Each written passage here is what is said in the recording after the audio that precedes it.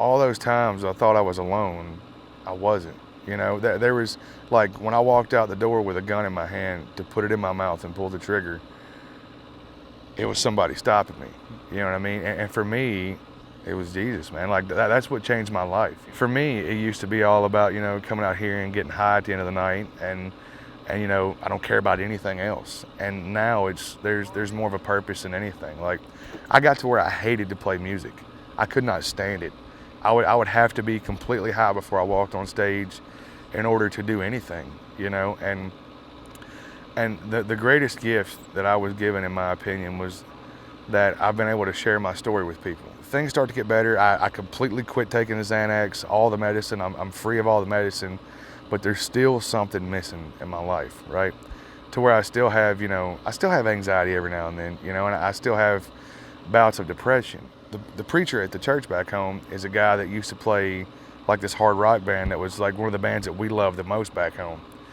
And one of the bands we looked up to, always wanted to play shows with them. They were a local band. They were incredible. So I go in that first Sunday, and it's like rock and roll being played in a church by a live band, but it's just songs about this Jesus dude, right? And I'm like, I get it. This is kind of cool. And that whole that Sunday, like, it was just like the lightest feeling I'd had the entire time I'd been, through all this. And 13 years is the best I'd felt, was that Sunday. And there was a song they did by a guy named Israel Halton called Your Presence is Heaven. And I remember singing that song all week. And at the end of the service, I remember walking up to him and I said, man, I need a cigarette. And I said, but will you please talk to me? And I started crying when I asked him if he'd talk to me. He's like, man, let's go talk now. He's like, we'll go out the back here. I said, there's a stairwell. And dude, I went out there and I started telling him everything I told you guys a few minutes ago about the addiction problems and the suicide and the self-worth and depression and anxiety.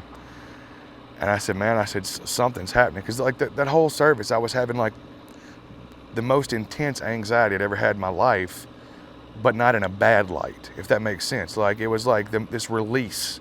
Like, I just, like, these bursts of energy, like emotion just run all through me. And man, I sat down on those steps and told him everything. And he said, do you have a relationship with Jesus? Because, the church I go to is a non-denominational Christian church. And, man, I said, I thought I did, but obviously I don't. And, man, I prayed right then and there, man, for Jesus to come into my life. And when we finished that prayer, I couldn't talk. Like, I was crying that hard. And, like, he patted me on the back when we got done, and I literally fell to my knees. Literally hit my knees and felt like I had 20,000 pounds come off my chest, man. It was the most freeing experience of my life. And, since then, every day is easier. And, I called my dad and everybody, but when I called my grandma, I said, hey, Granny, what are you doing? She said, nothing, just got home from church. What are you doing? I said, not a whole lot. And I said, you do me a favor? And she said, what's that? And I said, you care to save me a seat in heaven? And she said, she literally said it was like the happiest day of her life to know that her grandkids were, had finally found their calling in life. Had I not stopped and had I gone on down to that house and sat on that creek bank and pulled that trigger, I would have never seen the most beautiful moments my life has to offer. And it's like, I look at it now, and it's still hard to talk about, you know what I mean? Like, it's the darkest time of my life. When I was, that day when I had the gun loaded and I was going to do my deal, I kept thinking, well, nobody has to worry about Chris anymore. I don't have to worry about anything. I was like, this problem just disappears if I go through with this. And looking back, reflecting on that now, that was the most selfish thing I could have ever done in my life. Because all I did was end my problems and create a million more for everyone else. The questions that they would have asked themselves the rest of their lives.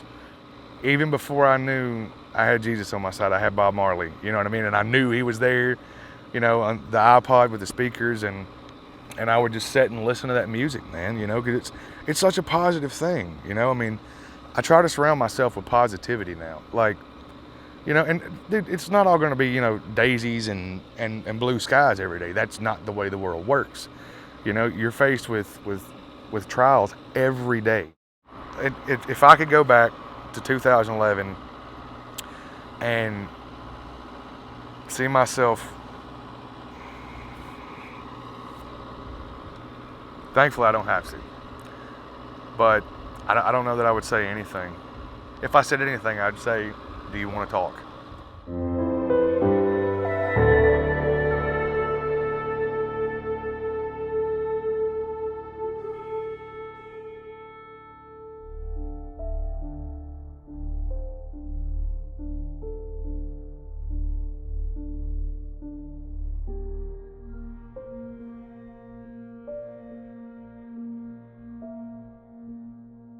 You matter, you're needed, and you rock.